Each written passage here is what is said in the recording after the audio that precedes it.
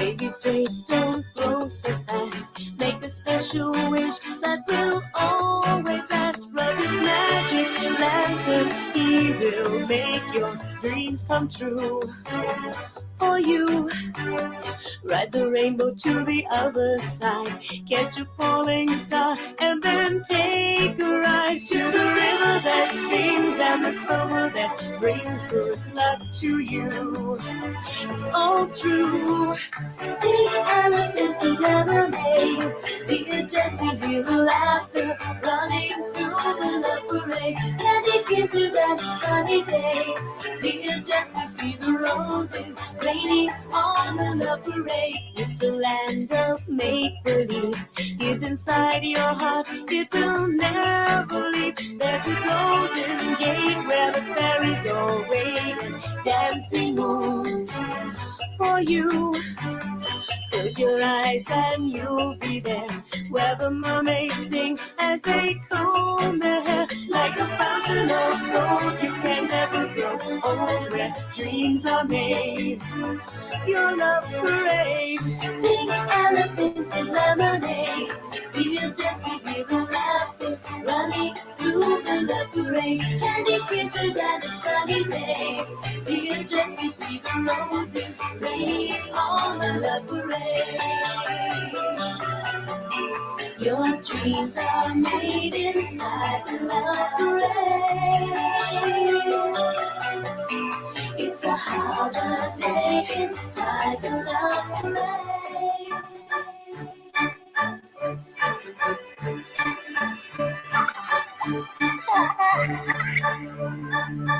On the merry-go-round of lovers and white turtle doves, leprechauns floating by, this is your lullaby. Sugar plum fingertips, kissing your honey lips. Close your eyes, sleepyhead, is it time for your bed? Never forget what I've said, hang on, you're already there.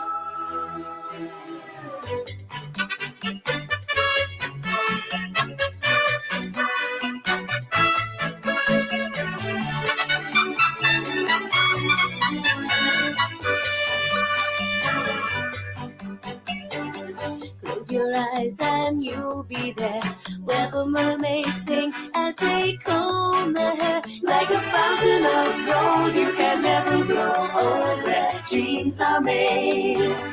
Your love parade. Pink elephants and lemonade. Dear Jessie, hear the laughter running through the love parade. Candy kisses and a sunny day. Dear Jessie, see the roses raining on the love parade. Your dreams are made inside your love parade. It's a holiday inside your love parade.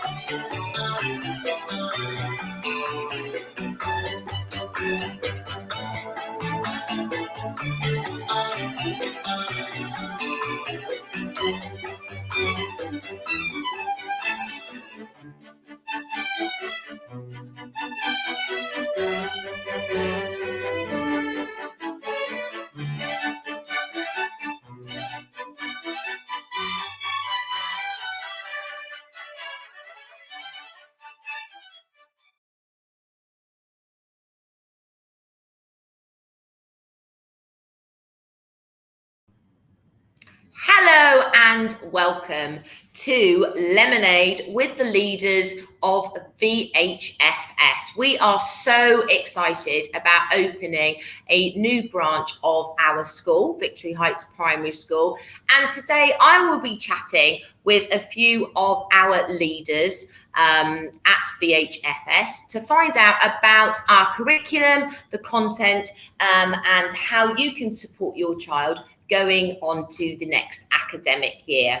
It's a refreshing chat, so we thought we'd leave the coffee aside. So I hope you've got yourself a nice sparkling juice. Are you there, ladies? Are you there, everyone? Yes, we are here. Hooray, hooray. There they are. Let's have a little sip before we start. So, ladies and gentlemen, let me introduce you to who we've got here. We have got our early years leader, Hannah Hepworth, who many of you will know. Give us a wave, Hannah. You'll see her around and about. She's always busy making sure we're all on task. And in a new position this year, we've got another Miss Sasha, who will be our deputy head of early years. Hannah and Sasha will be overseeing the curriculum and making sure that our transition into the new block is as seamless as ever. And our year leaders for FS1 is another Hannah. This is Hannah Moore. Hi, Hannah. Hi. And we're also welcoming to our leaders of early years this year, Chelsea Morris, who's been with us for what seems like forever, but we're here today. Hi, Chelsea, lovely to see you. Hi. So this is the team. These are the people that you will see around, obviously with all of the teachers as well, and all of the classroom assistants. So we're just going to chat through now some of the teaching and learning aspects and give you a bit of a refreshing look at early years whilst we get ready for the next academic year at VHPS for our FS. Okay, so first of all, I'd like to chat to Hannah Moore. As FS1 year leader, Hannah, you know that those first couple of weeks with children joining school from nursery or from learning at home are pretty important. So what would you say are the routines and the key aspects of what the children will be getting used to in their school life? Over to you. So as the children join FS1, of course, this is a very, very big transition for them. And for us to understand that, we put them straight into staggered entry.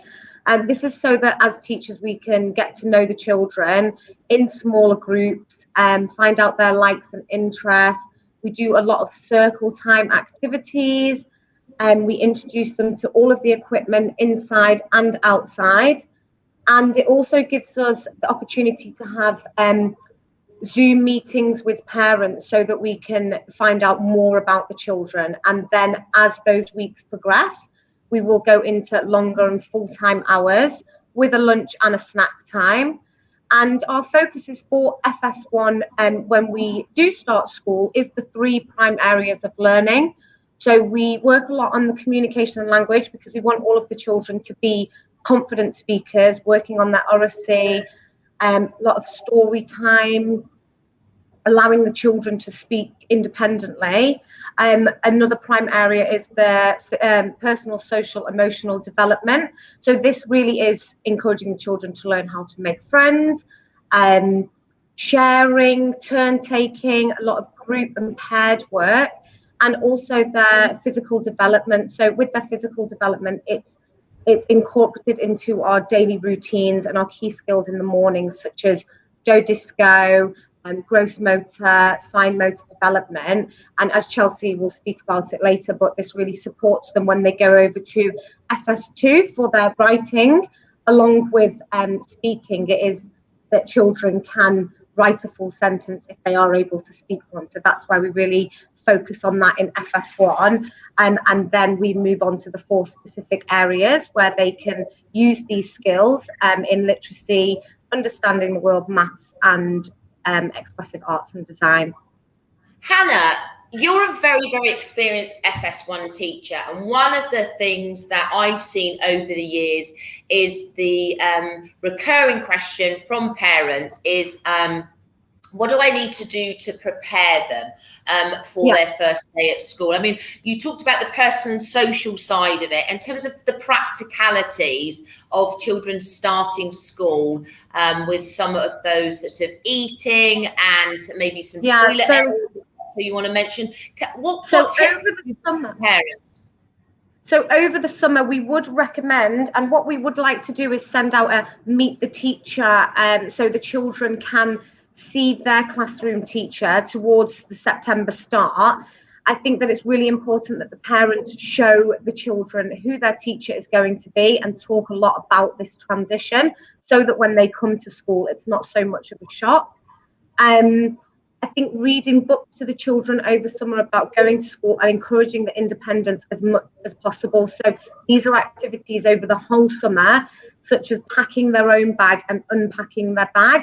being able to go to the toilet independently, and not just that, being able to dress themselves independently after, washing hands, putting on their shoes and their socks, and even taking off their school jacket. And it's just practice that gets the children confident to be able to do it independently. Absolutely. And I know that parents often say when they start school as well, they didn't really seem to eat much. And it's trying to also get them to understand that there's a lot going on, right? And when they start school. So yes, we will help them to open their Tupperware tubs, etc. But practicing that independently is important. But there is always so much going on that sometimes the children don't eat as much as parents would want them to do. So let's not ram those lunch boxes with too much, right? Yeah, please don't. And also, guys, each of your class teachers, we've always done this at Victory Heights, is your class teachers will be meeting you for a more personalised meet and greet session to go through further details and routines, etc. So you can develop a relationship of trust with your class teacher, be introduced to the classroom assistant. Remember, here at Victory Heights, we have a ratio in our early years of 1 to 10. So there is always a classroom assistant as well as other support staff as well to help those children be safe and sound. So those meet and greet sessions will go through on a more personalised basis of the experiences that your child will have. So obviously we've got 4 FS1 classes at the moment that will be transitioning to FS2 and going up with great wonder and gust for more adventures. And Chelsea will be overseeing this. Chelsea, what's your expectations? What's our team's expectations? Because we've got quite an established model here now at VH. What can parents expect with that transition into FS2 next year?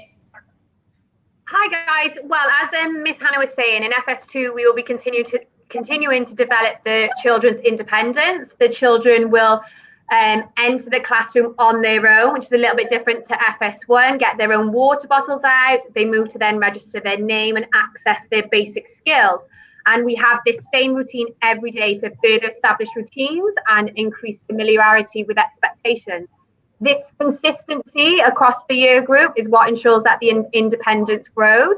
And like what Miss Hannah was saying, our focus is on the prime areas, so communication and language, and physical development, and personal, social, and emotional. But also we will then go on to literacy and maths and KUW and expressive arts and design. So our basic skills will really support those children in their fine motor and their literacy and maths. So yeah, the children, the children will come in and they will just be more independent. We want to let them find their feet within the classroom, but also ensure that the skills for all the areas of learning are being met as well. Now, I know that when I've met you and your team on pupil progress meetings, I'm always astounded by some of the more formal aspects to children's progress and attainment that we've seen that works for our children. Which is something that we're really excited about because we're not developing everything from the beginning. What is different, Chelsea, between FS1 and FS2? So within literacy, we will obviously start teaching phonics. So in FS1, they'll be focusing on phase 1 phonics. As we come into FS2, we will recap on the orally segmenting and blending stage of phase 1, but then we will go into phase 2 where we'll begin to learn the letter signs of the names and start reading CBC words. And then again in maths, we obviously go from 1 to 10 to 1 to 20, finding one more than, one less than a number, writing our numbers, making sure our numbers are formed correctly, and just learning all of those skills ready for them to move on. And the children get a reading book when they're ready, right? I mean, I know we've had some children because, and I know Sasha will talk about it as well, of our No Lids on Kids mission and vision here as well, of extending and challenging our children. But also the parents can expect to still get a library book, but also a reading book. Well, when does that actually happen? So when the children are ready, when the children get a library book, it's really important for you to speak to and talk to your children about the book. Can they retell the story? Can they answer simple questions about the characters in the story? What's happening on this page? That will then build up their oracy skills, which will then support them in their learning. But once the children are recognizing letter sounds, can hearing those initial letters in words, that's when we'll start to give out reading books. The children will start on a lilac book, and this is normally a book with simple CVC words in, so that you can discuss the story. You can really get that language, so the children are used to talking about a story before we move on to a book with sentences in. Great, thank you so much for that, because the first 5 years are so important for us in terms of monitoring the children's progress, entertainment and their development. Thanks, Chelsea. Sasha, if I can just bring you in here and talk, the reason why we've developed this role of Deputy Head of Early Years is because we've already proven in our inspection and visitors reports and accreditation that VH has got outstanding teaching and learning practice in our early years, in our under fives. But the reason why we've got your role in is to continue to enrich the early years curriculum. I know that there's a new EYFS curriculum come out in the UK, and obviously that's what we springboard on. Again, moving on from some of your experience within early years, can you give us a bit of an overview of what your role will be in terms of overseeing the expectations of teaching and learning at VHFS? Of course. So obviously you might have seen me in FS1 and in FS2, and now I have the lovely job of overseeing with Miss Hannah alongside the whole of FS, which I can't wait to do, and I'm really excited about the opportunity that I've been given. But I want to tell you a little bit more about what I'll be doing. So you'll see me based across the FS and in FS2 as well, but I'll be focusing more on the curriculum and what the children get from coming into FS1 to leaving FS2 to year one. So it's across the board really, and I think it's really exciting to get that transition really clear and smooth from entering FS1 all the way to year one. And like Sasha said before, that no lids on kids analogy, honestly I think that's something that we pride ourselves on at Victory Heights, and I know that Miss Hannah and Miss Chelsea were talking about it before, but every child is different and every child works differently from when they enter to when they leave year 6 at Victory Heights. And it's something that we pride ourselves on in terms of our teaching abilities and knowing the children so well and knowing what works for them. I know that Miss Hannah and Miss Chelsea were talking about giving them reading books or starting phonics or just getting that independence from the get-go. Obviously, if your child comes in and they're able to read, we're going to facilitate that and we're going to provide those books for that child. We're going to provide that extra learning for that child. So obviously we go back to our mission statement there of challenge and excel, but it's just something that we will make sure we do from FS1 to exiting FS2. Sasha, you've often used the phrase of narrowing the gap and looking at the ongoing assessments that we do. Now, the word assessment can quite scare a parent, and I know it's something that we want to sort of discourage in terms of making sure that the children, aren't aware almost of some assessments, always being, as it says in our school song, the best that they can be. But how do we narrow the gap? What do we do? What do you do on the ground as a class teacher? What do our teachers do in terms of seeing progress with our kids in assessments here? So in Foundation, we are very lucky to be quite flexible as teachers and suit those needs of those children. And we focus primarily on interventions and making sure that the children that maybe have weaker gross motor, that they're going out, that they're doing more physical development. And we're keeping a track of that as a teacher and making sure that they're progressing to their thoroughly through their journey in Foundation stage. So then we'll make sure as teachers and as a Foundation stage to keep looking back at that, making sure those children are making progress and putting in next steps for every child in FS.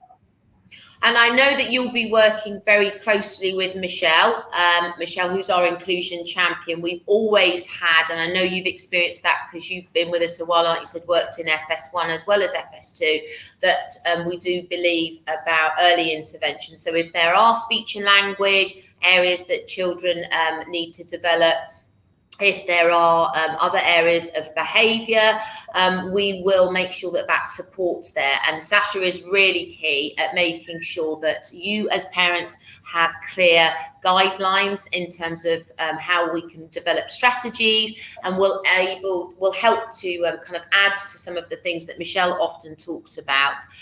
Sasha, I'm going to come back to you in a minute about screen time and things over the summer, but I just want to reinforce with Hannah Hepworth. So many Hannahs here at VH.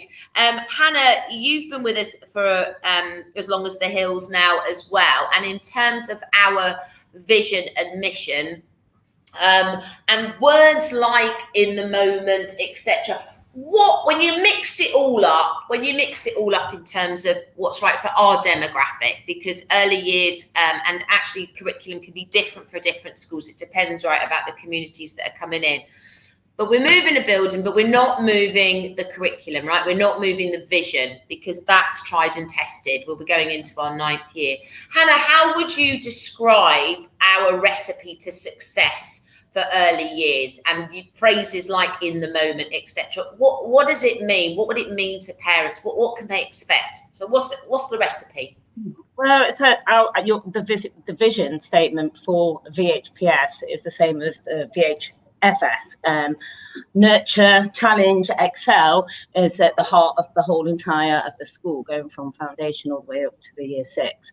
And I think that the recipe is that you take every individual child and you're feeding them the correct kind of recipe for what they need, with our outstanding teachers that have been with us for so long, and we've tried and tested all sorts of different things, and we've got it right, and we know we do. And we work across a lot of schools in Dubai that seek out some of our support, because we know that we can help and support lots of other people as well as VHPS.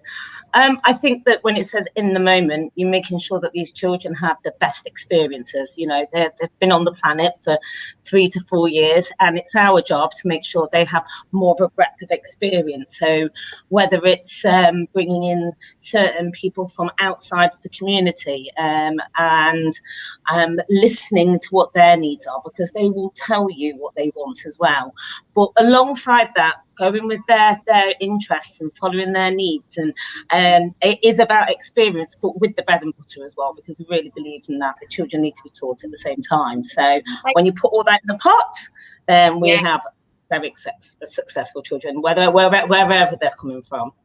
And you do a great job at that, and I know as a great role model to the entire team, which will only ever be 11 classes over at VHFS. With all of the ladies that are involved, all of the support staff, all of the classroom assistants, etc. But you do that brilliantly. So if a child brings in an object of interest, you really do take their learning forward, but also knowing what they've got to achieve, and what we can do to help channel their energy and their interest to meet those learning expectations. And I think that's what is so special about our team, is the experience, right, Hannah, is that what we've got from all areas, from everybody's role, it's the experience and creativity and sense of trust of leaning in and leaning out with all of our employees, because it's a recipe that's tried and tested. What one thing would you say, Hannah, that our parents could expect that's special about VH? I was just thinking as well, like having a chat here, that that ultimately that these children are going to love school, okay, and they want to come to school and they're happy. Children will excel, children will be challenged, children will do all these wonderful things and make amazing progress, knowing that all children, people are different as well, so we have to lean on everyone's interest as well, and happy to have that awareness. But they will do that when they're happy, and that is what we create, a very, very, very happy environment with happy staff, happy children, happy parents as well. And we will support the parents and know that although we have these rules here, there are grey areas. We will help individuals knowing how to make these experiences as they kind of come in for VHPS and throughout their whole journey with us. So it's an element of trust. They will receive that from us. Yeah, they are terribly happy, whether they're in the pods area, which will still happen over in the new block, because I know you're making sure of that, or in the outdoor learning area. Yeah, absolutely. Sasha, if I can come back to you in terms of technology, I know one of the things that always breaks my heart, seeing it at traffic lights or at restaurants, etc., is the use of IT. And we've been quoted before of being quite traditional in our teaching and learning, which, as founding principle, I've got not a problem with. In terms of some of the methodologies that we know work for our kids. So I want you to talk about IT, and I know that you were keen to share with families about, again, things to do over the summer, and knowing what we value about Oracy and some of our traditions. So yeah, give us your thoughts of what we know about IT and what you've seen as a class teacher and as a professional, very experienced practitioner. Screen time, Sasha, what's going on? I think it's the world is changing, it's adapting, and we are seeing technology a lot. So the children are aware of it, and they come into school on a regular basis, and they're able to unlock iPads and get to things on the internet quicker than I am. But obviously we know that there's got to be a big balance there, and there's a time and a place really for screen time. And it's a bigger belief of ours at VHPS is to monitor that and make sure that they're using it for a different time and a place. So for example, we used it the other day in FS2, because obviously the children are more aware of it, to print something off on the computer. I know Miss Hannah was with my class actually, and she was showing the children how to print off, how to go onto Google, obviously with child protection there and safety in place with an adult, but showing them how to find a certain animal and find a fact, and then use the printer to show them the different ways of technology and how it works. So I think there is a time and a place for it, and we use it wisely across the FS. I know that we have things in place for it. So, for example, we use VR headsets to look at how tall the Burj Khalifa is in comparison to them. So they're using different ways of using technology, but it's not necessarily sitting in front of an iPad on an app. We don't have that really at VHPS at all. The children use it for finding out information, and it's very purposeful. And I think sometimes I see it a lot outside of school when children are on iPads or on phones. And I know sometimes it is that you just need some quiet time and they have 5 minutes, but I suppose it's just a time and a place for it and having those limitations on it. But I do think at VHPS we use it as a really good balance there for the children to find things. And even things like Chatterpix as an app, the children create models, they spend lots of time developing their Oracy skills, and then they're able to then showcase this using the character, changing the mouth shape, and then talking using Oracy to develop those skills. So yes, overall at VHPS we use screen time, but it's limited to the knowledge of the children and what they want to learn that week. And it's very much monitored by the staff at Victory Heights. So yes, I think there just needs to be a big balance there, and I think we do a really good job at Victory Heights. I know that you guys love Sasha, I know you guys love the muddy kitchens and, you know, making dens and stuff like that. So what's some of these practical things? I know a lot of people might not be traveling over the summer, but what's some of those sort of old-fashioned things that you would like to celebrate with some of the families, the experiences that you know that kids love to do, and would, you know, maybe help reduce some of the screen time that they're exposed to? Well, what kind of things would you want them to be involved in over the holes? So obviously the weather is quite hot at the moment, so the children are getting out as much as possible in the morning before it hits that 38 degrees. And then we used to use the mud kitchen and the water play, but you can still have that inside. As long as you're putting tarpaulins down, the children are in the gloop, they're using Play-Doh. Play-Doh is fantastic for the gross and the fine motor skills. We create role play. If you don't think you've got a kitchen or anything for the children to use, you can they love a cardboard box. You can make anything magical out of a cardboard box in FS. And that's one thing I'd suggest for the summer holidays. Honestly, the children will go wild for cardboard boxes and interpreting that with paint, and then obviously the Play-Doh and the malleable side. So in FS, the world is your oyster, really.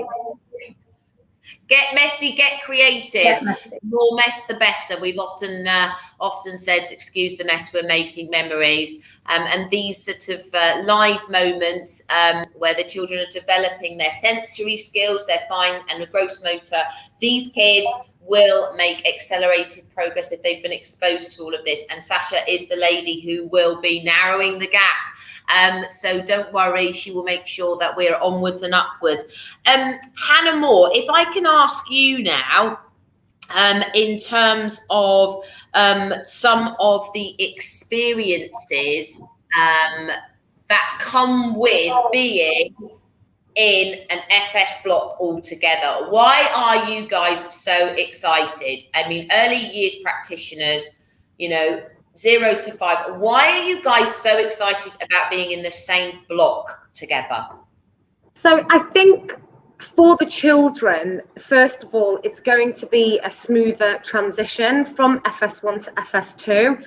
And in the early years, to have a big change is quite difficult for children to cope with.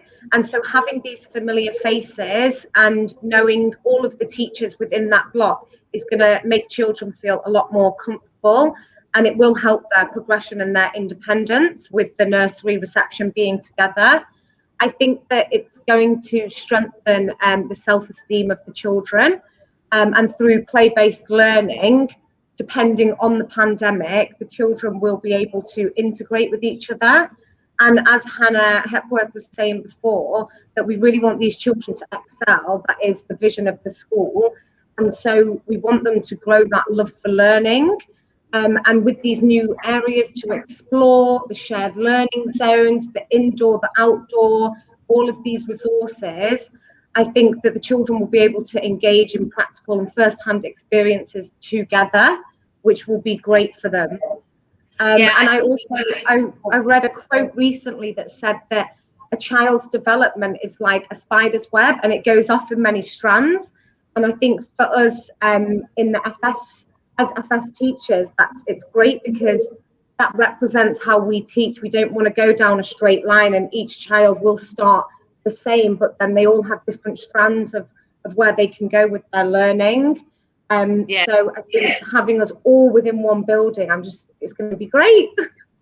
Yeah, and I know that you already, and the reason why you've obviously got those positions as well is you're so great at generating those professional conversations of reflecting where the kids are. And I know I've heard you, Hannah, say that, well, what can I do for this child? There's always thinking, there's always this hunger to be able to see every child as an individual, but to also then channel their energy and also give them the steps to success to be able to be the best that they can be, but also meet those early learning goals. But sometimes if we need to reverse and give them those opportunities. So I think the professional dialogue that you will be having in that VHFS community up there will be great. And obviously myself and Ben as deputy head will be up there, because I know going to Chelsea now, and you've been with us for a while, Chelsea, and you love the events at the school, and something that we've talked about a lot, us as leaders, of wanting to make sure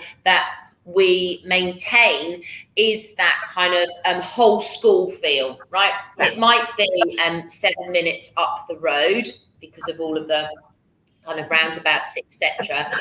But the events and the community feel that galvanizes all of our community, the pupils, the parents, the teachers. I mean, what will be important for you if you were going to give me a message, Chelsea, which I have to stick to in terms of making sure we maintain? What do we need to keep? What do we need to keep whilst we're spreading out across Sports City? What do we need to remember? We just need to keep doing what we're doing. Like, our kids love an event. They love a house event. They love a sports day. They love when we celebrate Blink Day. We are still part of the school, so we just need to continue doing what we're doing. As you said, you and Mr. Rothwell will be with us on a weekly basis, I hope, Miss Sasha. So you'll be able to be joining in on our events. But yeah, we're still going to take part in the house events that go across the school. We're still going to be doing our sports day. As we say, the specialists are going to be coming to see us. We're still going to be included in the whole Victory Heights Live. We're just moving to another building. That's pretty much. Yeah, absolutely. We're doing. We will be also making sure that we're all part of Dubai being 50 in December. Yeah. So yeah, like Chelsea said, all of the events will be woven into the calendar, and I know that they're an extremely bossy, strong, experienced bunch. They will make sure that we're giving them the same experiences. So yes, either myself or Mr. Rothwell will be up there every day to make sure that we help support and develop and continue to pour a lot of love in our new block. Well, thank you very much, ladies. Let me see you all again, because I'm so excited about this new block. Where are you all? You still got some lemonade left? Yeah. Well, thank you very much. I know that some people have asked some questions about the physical operations and COVID, etc. Well, like any leaders in Dubai, we don't know. We're just planning for the bubbles still. And if we need to take the bubbles away, a bubble, by the way, for those of you joining FS1, is a group of children of 10 and less. And in FS1 and FS2, we will have an adult bubble. So our class sizes will still be 25. However much that is arranged between the two sides of the classroom and the pod area, with the class teacher and the classroom assistant and another support member of staff working within the 3 bubbles. Because obviously we've got a lot of siblings joining us as well. So if COVID protocol is here, we're ready. We've tried and tested. And as Sasha knows and Hannah knows and the other Hannah and any more Hannahs that are around in Chelsea, the progress entertainment of our children has been phenomenal because of the interventions and the experience of our VHFS staff, our early years staff. So the bubbles have actually been quite a blessing, really. And these ladies have also made still happen.